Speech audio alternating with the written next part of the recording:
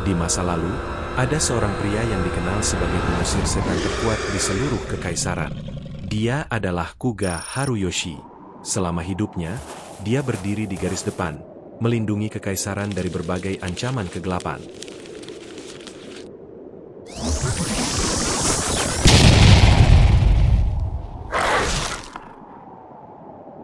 Namun kesetiaan yang ia berikan selama bertahun-tahun, justru dibalas dengan pengkhianatan yang kejam. Orang-orang yang seharusnya ia lindungi malah berbalik melawannya. Begitulah akhir dari kehidupan manusia terkuat dalam sejarah. Tetapi tepat sebelum ajal menjemputnya, Kuga menggunakan teknik terlarang, reinkarnasi.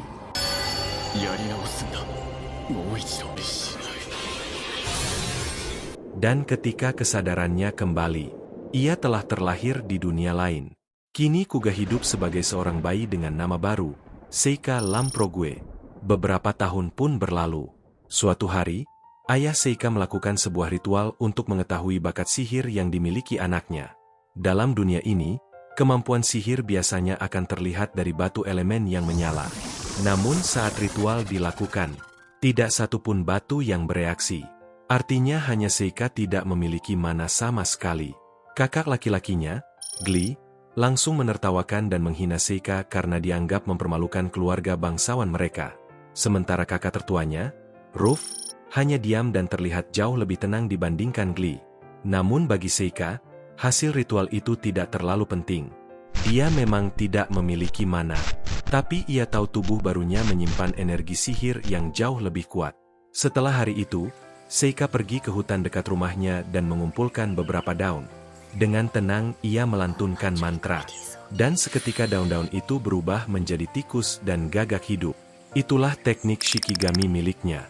Namun saat eksperimen itu berlangsung, Glee tiba-tiba datang menghampiri. Seperti biasa, kakaknya itu berniat menindas Seika lagi. Glee bahkan mengancam akan memukulnya.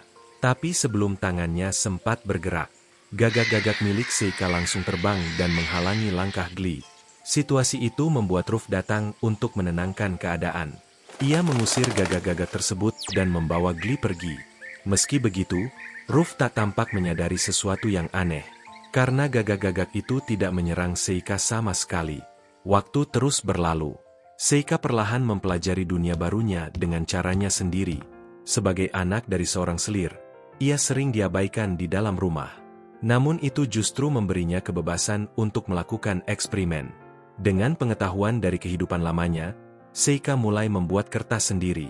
Kertas itu kemudian ia potong menjadi bentuk manusia kecil.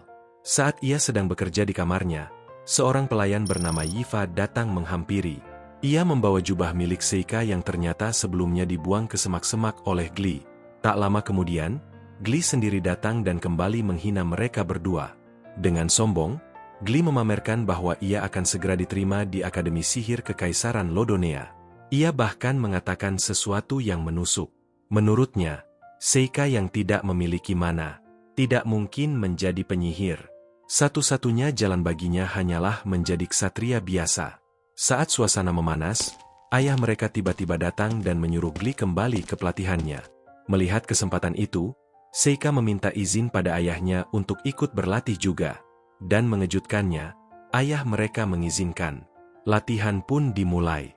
Ruff lebih dulu menunjukkan kemampuannya. Dengan mantra sihir angin, ia menghancurkan sebuah batu besar dalam satu serangan. Kemudian giliran Glee. Dengan percaya diri, ia menembakkan bola api ke arah target. Merasa bangga dengan dirinya sendiri, Glee kemudian menantang Seika untuk mencoba. Seika yang selama ini selalu diremehkan akhirnya mengambil tongkat sihir. Namun alih-alih menggunakan mana, ia menggunakan energi spiritualnya. Dalam sekejap, dari tongkat itu muncul bola api berwarna biru. Serangan itu meluncur dan menghancurkan batu target dengan kekuatan yang jauh lebih besar. Seluruh keluarga langsung tercengang.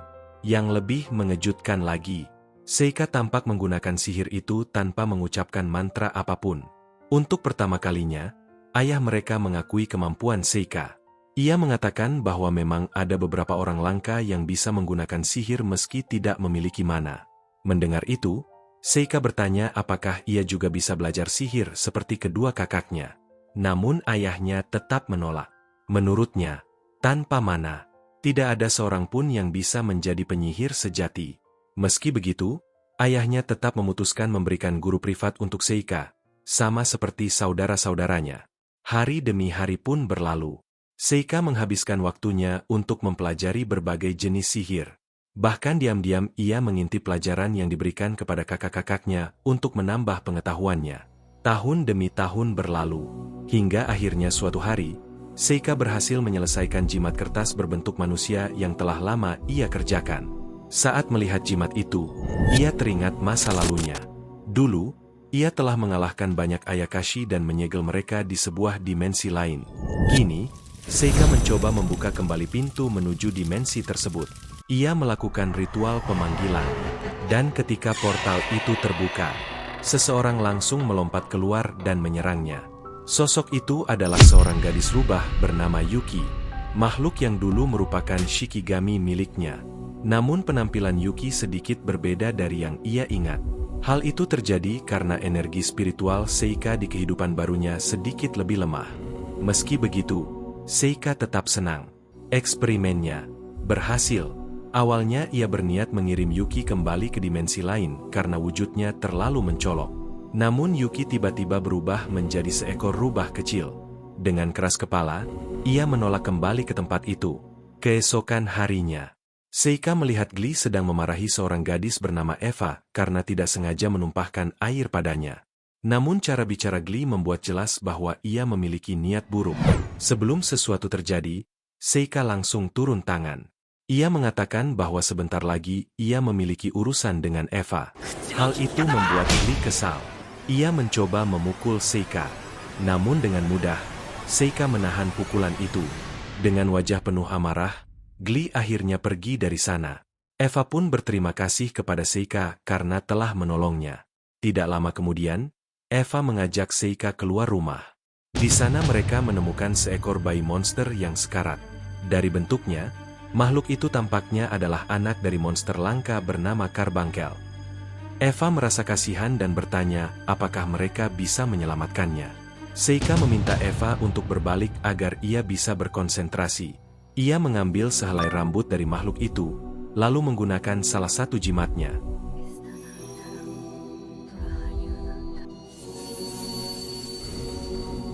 Setelah insiden dengan bayi Carbuncle itu, Eva semakin mengagumi Seika.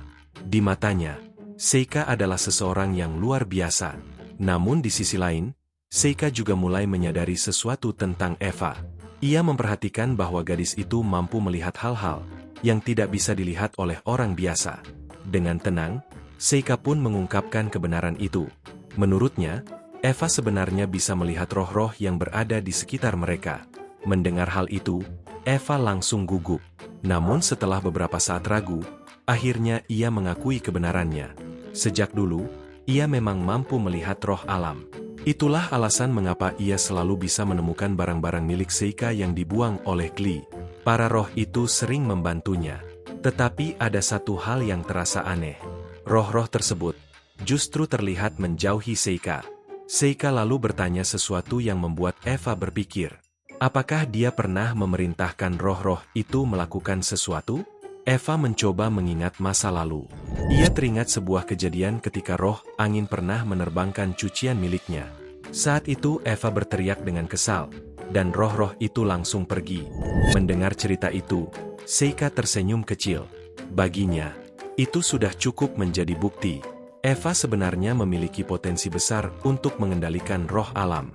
Dan karena itu, Seika merasa Eva pantas dijadikan sekutu. Ia pun menawarkan sesuatu yang tidak pernah terpikirkan oleh Eva sebelumnya. Seika menawarkan untuk mengajarinya sihir. Ia memanggil api roh di hadapan mereka. Kemudian ia meminta Eva untuk mencoba memadamkannya. Awalnya Eva kesulitan. Ia mencoba berkali-kali, namun api itu tetap menyala. Tetapi setelah beberapa usaha, akhirnya api roh itu padam. Melihat hasil itu, Seika semakin yakin. Eva memang masih lemah sekarang. Namun suatu hari nanti, ia bisa menjadi sekutu yang sangat bisa diandalkan. 1 tahun kemudian, kini Seika telah berusia 12 tahun. Hari itu, ia duduk bersama keluarga tirinya di meja makan untuk ulang tahunnya. Namun seperti biasanya, tidak ada perayaan khusus. Semua terasa dingin dan biasa saja. Setelah itu, Seika keluar rumah untuk melanjutkan latihannya. Namun secara tak terduga, kedua kakaknya datang menghampiri. Mereka ingin melatih Seika bertarung menggunakan pedang. Seperti biasa, Glee masih memandang rendah Seika. Sementara Ruff mencoba menenangkan keadaan. Menurutnya, satu-satunya jalan bagi Seika hanyalah menjadi ksatria biasa. Namun sebelum percakapan itu berlanjut, tiba-tiba para pelayan berlari panik. Mereka memperingatkan bahwa seekor monster sedang menuju ke rumah keluarga Lamprogue. Sebenarnya Seika sendiri sudah merasakan kehadiran makhluk itu sejak tadi. Monster yang muncul adalah Elder Newt. Makhluk berbahaya yang bahkan membuat para petualang berpengalaman kewalahan.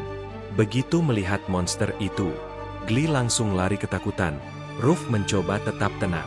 Ia menyuruh semua orang untuk segera mencari tempat yang aman. Namun di saat yang sama, Seika justru berjalan keluar.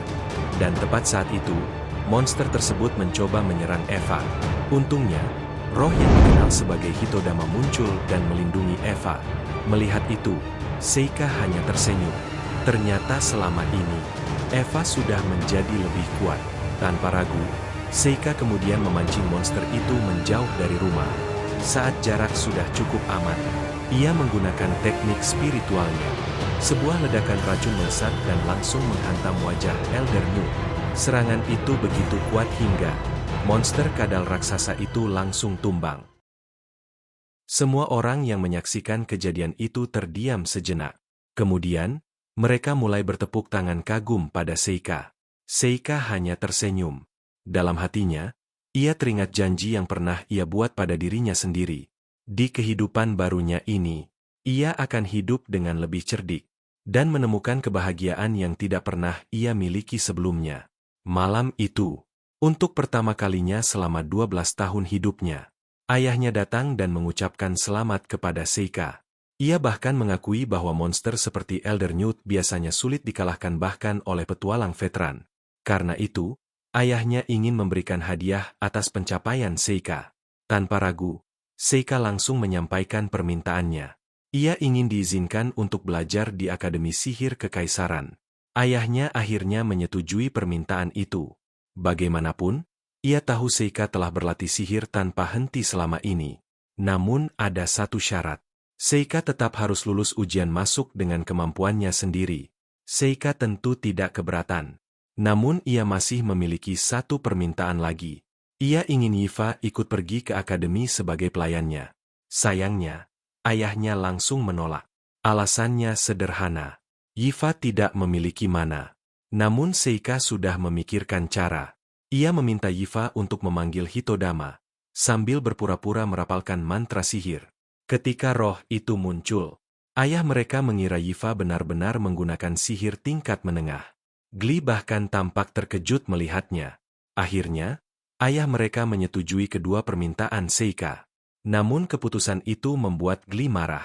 Ia mengingatkan bahwa dalam keluarga mereka ada tradisi lama. Saudara tidak boleh menempuh jalan yang sama. Ayah mereka setuju dengan aturan itu. Namun ia justru memberikan solusi lain. Ia meminta Glee saja yang bergabung dengan tentara kekaisaran. Bagaimanapun, Glee selalu lebih tertarik pada pedang dibandingkan sihir. Mendengar itu, Glee benar-benar tidak bisa menerimanya. Dengan penuh emosi, ia langsung menantang Seika untuk berduel. Seika menerima tantangan tersebut tanpa ragu. Ayah mereka pun memutuskan akan menjadi wasit duel itu, yang akan dilaksanakan besok siang. Malam harinya, Seika kembali ke kamarnya. Di sana, Yuki muncul dan dengan santai mengomentari drama keluarga yang baru saja terjadi. Tak lama kemudian, terdengar ketukan di pintu. Ternyata yang datang adalah Ruff. Untuk pertama kalinya, Ruff tampaknya benar-benar berani berbicara dengan Seika. Ia mengucapkan selamat ulang tahun, meski agak terlambat. Sebagai hadiah, ia memberikan pena kaca, karena tahu Seika selalu rajin belajar. Ruff juga meminta maaf karena selama ini menjauh dari Seika. Namun ia mengatakan bahwa sekarang ia bangga melihat Seika tumbuh menjadi seseorang yang kuat dan dapat diandalkan. Ia pun menyemangati Seika untuk melakukan yang terbaik di akademi. Setelah Ruff pergi, Ternyata Glee sudah tidak sabar lagi untuk bertarung. Ia bahkan tidak peduli pada aturan ayahnya yang melarang penggunaan sihir tingkat menengah. Menurutnya, kemenangan Seika atas monster kemarin hanyalah keberuntungan semata. Tanpa menunggu lebih lama, Glee langsung melancarkan sihir api tingkat menengah ke arah Seika. Namun bagi Seika, serangan itu terasa seperti serangan anak kecil. Glee terus menyerang bertubi-tubi menggunakan sihir api dan angin. Tetapi Seika hanya berdiri santai. Ia menciptakan sihir penghalang yang dengan mudah menahan semua serangan itu. Kemudian Seika mengeluarkan kertas spiritualnya. Dalam sekejap, kertas itu berubah menjadi tangan raksasa yang menahan tubuh Glee hingga tidak bisa bergerak. Seika lalu meremukkan tangan kertas itu perlahan. Dan Glee langsung berteriak kesakitan. Akhirnya, setelah merasakan kekuatan yang tidak bisa ia lawan, Glee pun menyerah. Dengan napas terengah-engah, ia hanya bisa menatap Seika dengan bingung. Di benaknya hanya ada satu pertanyaan. Siapa sebenarnya Seika ini? Melihat ekspresi kakaknya, Seika hanya tersenyum tipis. Karena sebenarnya, semua yang terjadi sejauh ini sudah ia rencanakan sejak awal. Beberapa waktu sebelumnya, Seika sempat memanggil salah satu ayah asuh Shikigami miliknya. Makhluk itu bernama Nyudo. Penampilannya sangat mengerikan. Namun kesetiaannya pada Seika tidak perlu diragukan lagi. Saat Nyudo muncul, Yuki bahkan dengan bangga memperkenalkan dirinya sebagai Shikigami pertama yang dipanggil Seika di dunia ini. Ternyata, Seika memberikan Nyudo sebuah tugas penting. Ia memerintahkan Nyudo untuk memancing monster menuju rumah keluarga Lamprogue. Dan hasil dari rencana itu adalah kejadian yang baru saja terjadi. Bagi Seika, semua ini bukan sekadar kebetulan. Tujuannya sederhana. Di kehidupan barunya ini, ia ingin hidup sebagai salah satu dari manusia yang dianggap lemah. Karena di kehidupan sebelumnya, ia belajar satu hal yang pahit. Justru oleh manusia-manusia lemah itulah, ia dibunuh dengan cara yang tragis. Beberapa hari kemudian, Seika dan Eva akhirnya bersiap berangkat menuju Akademi Sihir. Ruf datang mengantar mereka dan menyampaikan pesan dari ayah mereka.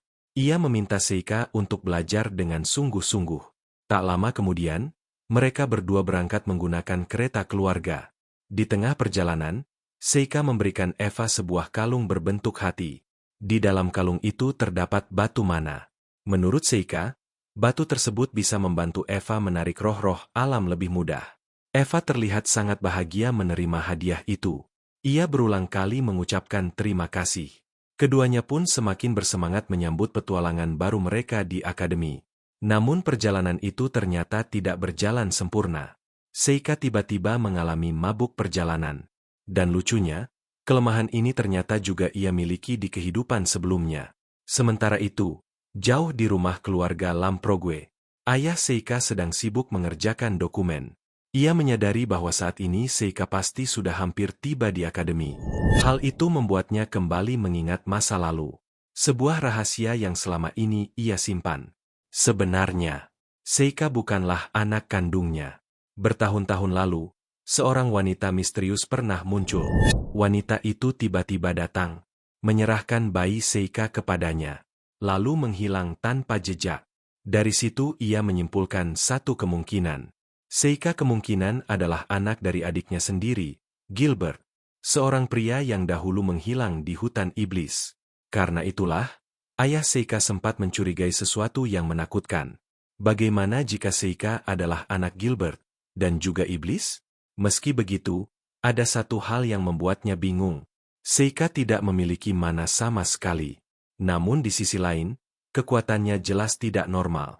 Ia tidak menggunakan sihir seperti penyihir biasa, melainkan sesuatu yang berbeda. Sesuatu yang bahkan ayahnya sendiri tidak benar-benar pahami. Dalam pikirannya muncul dua kemungkinan yang bertolak belakang. Suatu hari nanti, Seika mungkin akan menjadi pahlawan yang menyelamatkan manusia. Atau justru, menjadi raja iblis yang menghancurkan mereka semua. Seika dan Eva akhirnya tiba di kota tujuan. Mereka menyewa kamar di sebuah penginapan sebelum hari ujian masuk akademi. Eva tampak cukup terkejut. Ia baru menyadari bahwa Seika ternyata memiliki kelemahan seperti mabuk perjalanan. Seika kemudian menjelaskan bahwa kamar Eva berada di ruangan sebelah. Mendengar itu, Eva terlihat sedikit sedih. Ia sempat berpikir untuk melakukan sesuatu yang biasanya dilakukan oleh seorang pelayan. Namun Seika salah paham. Ia mengira Eva sedang membicarakan makan malam. Akhirnya, ia hanya menyuruh Eva pergi makan sendiri di luar. Setelah Eva keluar dari kamar, Yuki langsung muncul dengan wajah kesal. Ia bahkan menyebut Eva sebagai gadis yang tidak tahu malu. Menurut Yuki, jelas sekali bahwa Eva menyukai Seika dan berharap mendapatkan perhatiannya. Namun Seika benar-benar tidak memahami hal seperti itu.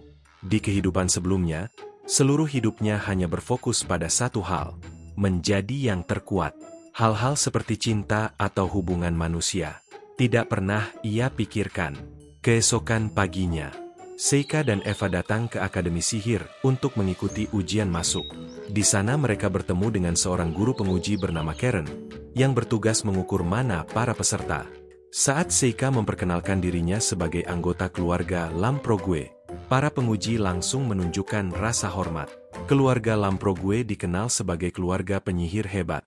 Namun suasana itu berubah ketika mereka melihat Eva, seorang pelayan, ikut datang bersama Seika. Eva kemudian menjalani tes mana terlebih dahulu. Hasilnya cukup mengejutkan. Eva memiliki elemen angin dan api. Namun ketika giliran Seika menyentuh bola sihir, tidak terjadi apa-apa. Sama seperti dulu, Seika tetap tidak memiliki mana. Melihat itu, banyak orang langsung kesal. Mereka mengira Seika masuk akademi melalui jalur orang dalam. Keributan mulai terjadi. Namun tiba-tiba seseorang menghentikan semuanya. Seorang gadis dari kalangan rakyat jelata bernama Amyu maju dengan percaya diri. Ketika ia menjalani tes mana, semua orang langsung terdiam. Amyu memiliki 4 elemen sihir sekaligus. Sebuah bakat yang sangat langka. Para penguji bahkan tidak percaya bahwa gadis sehebat itu berasal dari rakyat biasa. Seika kemudian memanggil Amyu dan mengucapkan terima kasih karena telah menghentikan keributan tadi. Namun Amyu menjawab dengan dingin. Ia hanya tidak suka dengan orang-orang yang terlalu berisik. Selain itu, ia juga terang-terangan mengatakan bahwa ia tidak suka dengan orang yang masuk akademi melalui koneksi keluarga. Namun Seika tidak terlalu memikirkan perkataan itu. Karena saat melihat Amyu, ia merasa seperti melihat muridnya sendiri di kehidupan masa lalu. Dan hal itu membuatnya tertarik. Setelah itu, ujian tertulis dimulai. Bagi Seika, soal-soal tersebut tidak menimbulkan masalah berarti. Namun bagi Eva, ujian itu cukup sulit karena ia baru mulai belajar sihir. Setelah ujian teori selesai, mereka lanjut ke ujian praktik. Guru penguji menjelaskan bahwa para peserta harus menghancurkan batu target sesuai dengan elemen sihir mereka. Satu persatu siswa mencoba menyerang target, namun kebanyakan serangan mereka tampak cukup lemah. Kemudian tiba giliran Yifa. Dengan tenang, ia memanggil Hitodama. Api roh itu muncul dan langsung menghancurkan batu target. Meskipun batu tersebut telah dilindungi oleh sihir pertahanan. Tidak berhenti di situ, Yifa melanjutkan ke target berikutnya. Kali ini ia memanggil roh angin, yang berubah menjadi tombak angin dan menghancurkan batu kedua. Melihat perkembangan itu, Seika benar-benar merasa bangga. Baginya, tidak ada yang lebih memuaskan daripada melihat muridnya berkembang. Akhirnya, giliran Seika pun tiba. Banyak orang masih meragukannya karena ia tidak memiliki mana. Dan dalam sekejap, bola api biru muncul. Api itu langsung menghancurkan batu target. Api tersebut sebenarnya bukan sihir biasa, melainkan manifestasi dari energi spiritualnya. Kemudian Seika beralih ke target berikutnya. Kali ini ia menggunakan teknik spiritual lain. Melihat hal itu, guru penguji langsung terkejut. Ia kemudian meminta Seika untuk menjelaskan sihir apa yang baru saja ia gunakan. Seika justru terdiam. Akhirnya, semua orang hanya bisa menatap hasil itu dengan mata terbelalak. Setelah ujian selesai, para penguji berkumpul untuk mengevaluasi para peserta. Mereka tidak bisa menyembunyikan keterkejutan mereka. Tahun ini, kemampuan para murid yang datang untuk mendaftar terasa jauh lebih kuat dari biasanya. Terutama Seika.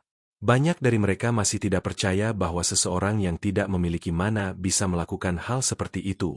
Namun jika dibandingkan dengan peserta lain, ada satu orang yang bahkan lebih mencolok, yaitu Amyu. Gadis itu memperlihatkan kemampuan menggunakan semua elemen sihir dengan sempurna. Setiap serangannya menghancurkan target tanpa kesalahan sedikit pun.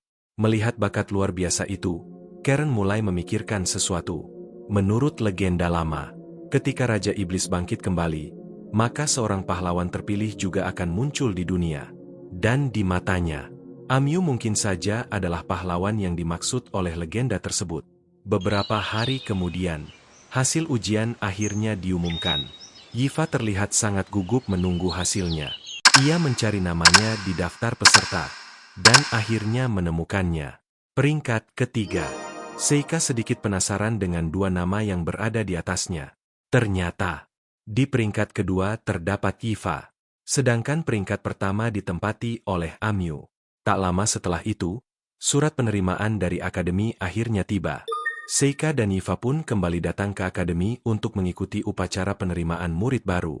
Namun Yifa tampak sedikit khawatir. Mulai sekarang, para siswa akan tinggal di asrama yang terpisah.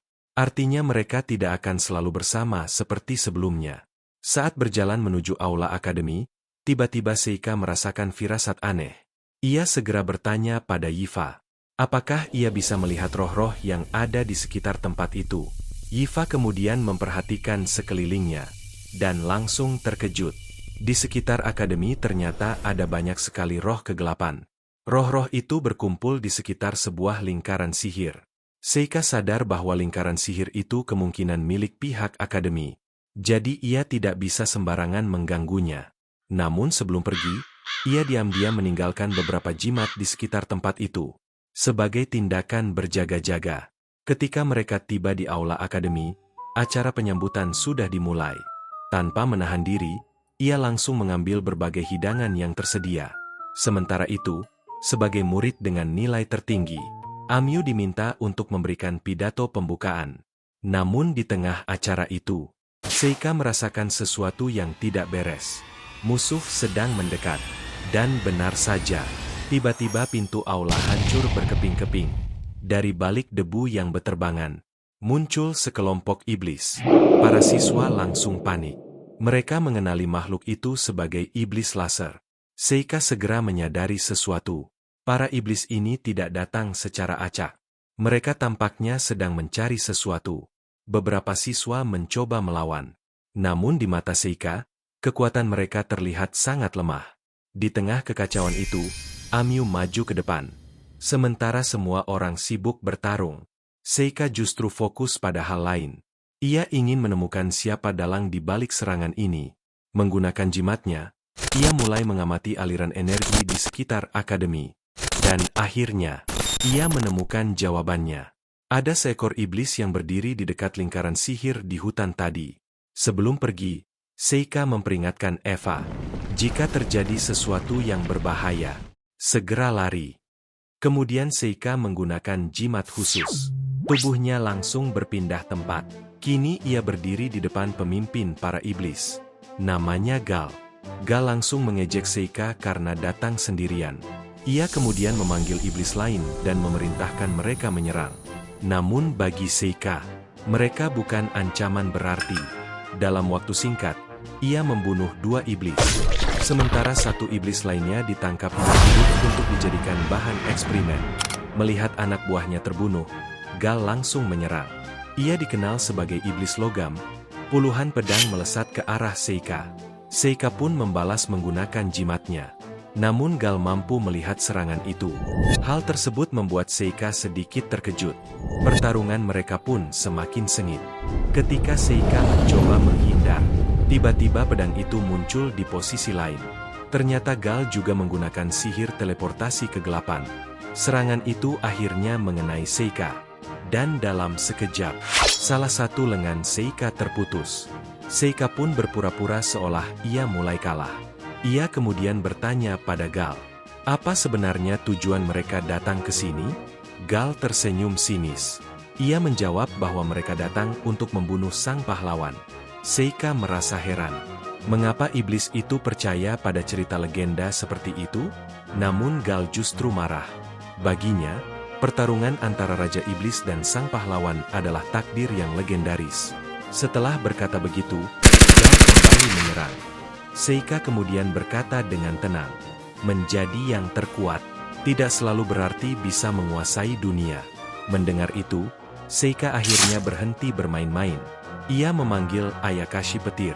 Kilatan petir besar langsung menyambar Gal dan melukainya dengan parah. Seika sempat berpikir pertarungan sudah selesai. Namun tiba-tiba, Gal muncul dari belakang dan menusuk Seika. Meski begitu, kali ini Seika berhasil menangkapnya.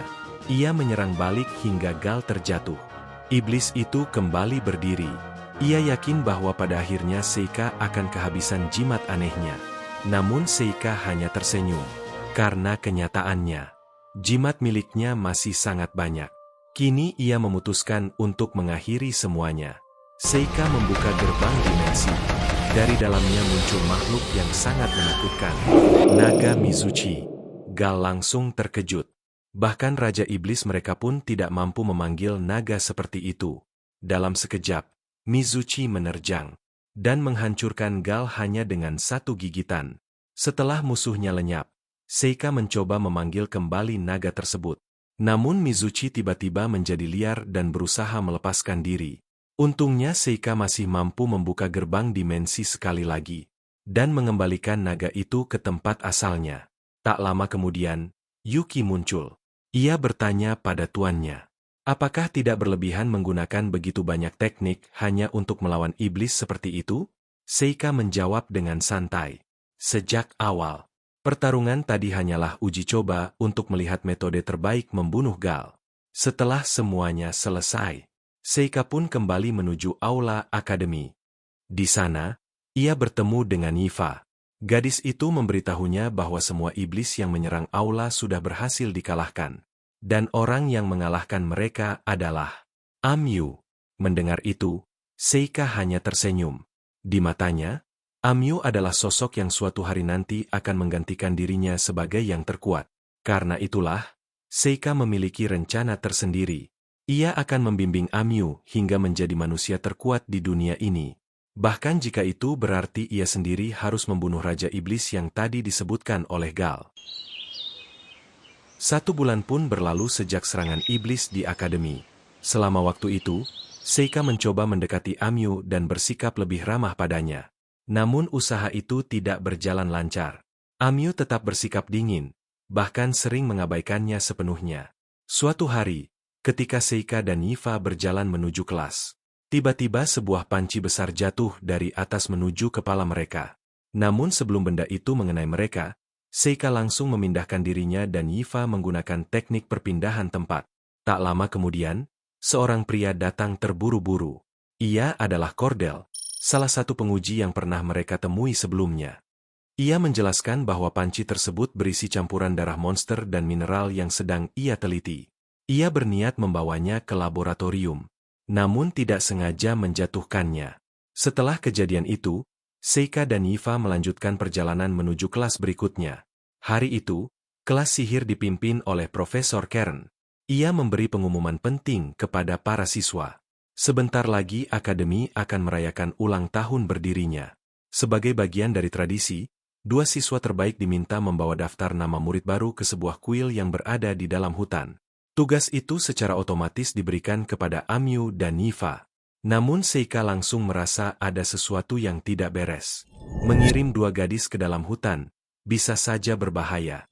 Seika pun mengangkat tangan dan bertanya, apa yang akan terjadi jika salah satu siswa menolak tugas tersebut? Profesor Karen menjawab dengan santai. Jika itu terjadi, maka Seika sendiri yang akan menggantikan tugas itu. Mendengar jawaban tersebut, Seika langsung meminta Yifa untuk menolak tugas itu. Yifa terlihat sedikit sedih. Namun akhirnya ia mengikuti permintaan Seika dan menolak tugas tersebut. Akibatnya, tugas itu kini diberikan kepada Seika dan Amyu. Setelah kelas selesai, Seika mendekati Yifa dan meminta maaf atas sikapnya tadi. Namun Yifa tampak sedikit cemburu. Ia bahkan bertanya langsung pada Seika, apakah Amyu adalah tipe gadis yang ia sukai? Seika menggelengkan kepala. Ia mengatakan bahwa ia hanya ingin berteman dengan Amyu. Karena ia tahu sesuatu yang orang lain belum sadari. Di masa depan, Amyu akan menjadi seseorang yang sangat kuat. Begitu kuat hingga dipuji, sekaligus ditakuti oleh banyak orang. Beberapa hari kemudian, Seika dan Amyu berangkat menuju hutan untuk menyelesaikan tugas mereka. Sejak awal perjalanan, Amyu sudah curiga. Ia bahkan menuduh Seika sengaja mendekatinya karena Yifa saja tidak cukup baginya. Seika mencoba menjelaskan bahwa ia benar-benar hanya ingin menjadi teman. Namun tiba-tiba Amyu memegang kepalanya. Ia merasakan sakit yang sangat tajam. Tak lama kemudian, mereka menemukan sesuatu yang aneh di dalam hutan. Sebuah lingkaran sihir misterius.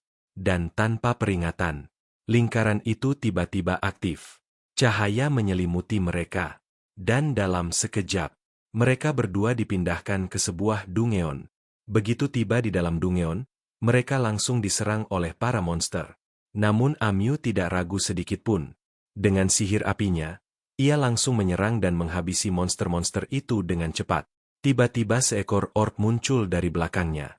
Namun sebelum monster itu sempat menyerang, Seika langsung menghancurkan kepalanya dalam satu serangan. Melihat itu, Amyu menjadi penasaran. Ia belum pernah melihat sihir seperti yang digunakan Seika. Namun Seika hanya menjawab singkat. Katanya, itu hanyalah teknik sihir yang diteliti oleh keluarga Lamprogue. Mereka pun mulai menjelajahi dungeon itu bersama. Seika menerangi jalan menggunakan jimatnya. Namun tidak lama kemudian, sekelompok monster lain mulai mendekat. Amyu kembali maju untuk bertarung. Namun kali ini sesuatu terjadi. Saat bertarung, kepala Amyu kembali terasa sakit. Gangguan itu membuatnya lengah. Sesaat sebelum kesadarannya hilang, Amyu sempat melihat Seika berdiri di depannya, melindunginya. Melihat Amyu pingsan, Seika tidak lagi menahan diri. Kemudian ia memanggil makhluk lain, seekor kelabang raksasa. Makhluk itu langsung membantai sisa monster yang masih hidup.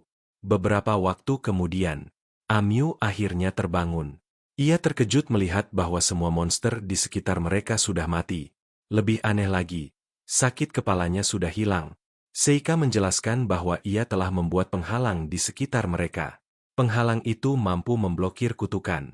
Seika lalu bertanya kapan sakit kepala itu mulai muncul. Amyu mencoba mengingatnya. Sepertinya gangguan itu mulai terjadi sejak ia mendaftar di akademi. Namun Amyu tidak percaya itu adalah kutukan. Ia tidak melihat tanda kutukan apapun di tubuhnya. Namun Seika yakin bahwa tanda itu mungkin ada. Hanya saja tidak bisa dilihat oleh Amyu sendiri. Untuk memastikan, Amyu bahkan memperlihatkan tubuhnya agar Seika memeriksanya. Meski mereka tidak menemukan tanda apapun, tetap saja ada satu fakta yang tidak bisa diabaikan. Sakit kepala Amyu hilang saat berada di dalam penghalang Seika. Seika kemudian mengambil sehelai rambut Amyu. Ia menggunakan rambut itu untuk membuat jimat pemindah rasa sakit. Jika jimat itu hancur, Amyu hanya perlu memberitahunya, dan Seika akan membuat yang baru. Lalu perjalanan dilanjutkan. Selama perjalanan mereka melawan para monster dengan mudah. Hingga tibalah mereka di sebuah pintu. Di sana terdapat seekor naga yang menjaga dungeon itu. Tanpa ragu Amyu berlari mendekati naga tersebut dan menyerangnya dengan sihir bola api miliknya. Ia pun berhasil mengalahkan bos dungeon dengan mudah. Keduanya langsung merasakan kelegaan dan kegembiraan setelah pertarungan sengit tersebut. Mereka melanjutkan perjalanan menuju ruang harta karun. Di dalam ruangan itu, mereka menemukan sebuah pedang yang sangat langka. Pedang Mithril. Ia langsung memberikan pedang tersebut kepada Amyu. Sementara itu, dari pedang tersebut jatuh sebuah cincin misterius. Seika mengambil cincin itu karena merasa benda tersebut mungkin memiliki kegunaan tertentu. Padahal sebenarnya, Seika bisa saja keluar dari dungeon sejak awal dengan teknik teleportasinya. Namun ia sengaja tidak melakukannya. Ia ingin menikmati situasi ini sambil memberi Amyu pengalaman bertarung di dungeon. Setelah kembali ke akademi, mereka langsung melaporkan semua kejadian yang terjadi di hutan. Para profesor terkejut mendengar laporan tersebut. Tidak ada yang menyangka bahwa sebuah dungeon ternyata berada di sekitar kuil di hutan itu. Lebih aneh lagi, Lingkaran sihir yang sebelumnya memindahkan mereka ke Dungeon sudah menghilang.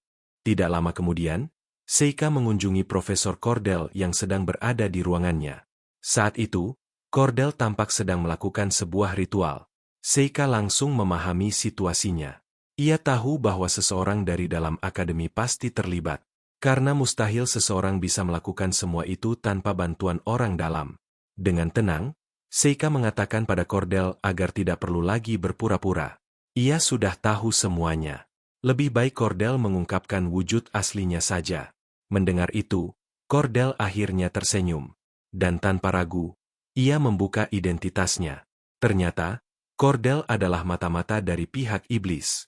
Dengan penuh kebanggaan, ia mengaku telah menciptakan kutukan khusus. Kutukan yang menggunakan sihir cahaya untuk membunuh Amyu. Namun rencananya sudah gagal. Seika menunjukkan sebuah jimat.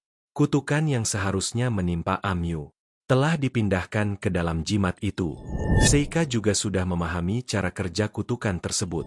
Kutukan itu akan aktif ketika targetnya terkena darah iblis. Dan Amyu memang memenuhi syarat itu. Karena sebelumnya, ia telah membunuh semua iblis yang menyerang akademi. Namun Seika memiliki cara lain.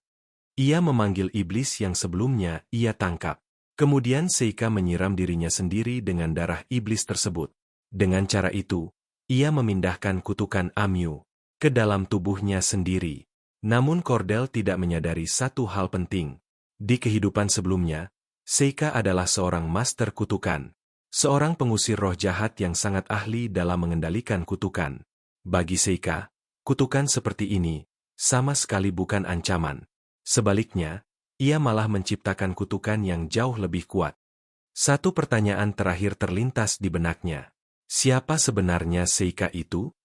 Namun ia tidak pernah mendapatkan jawabannya.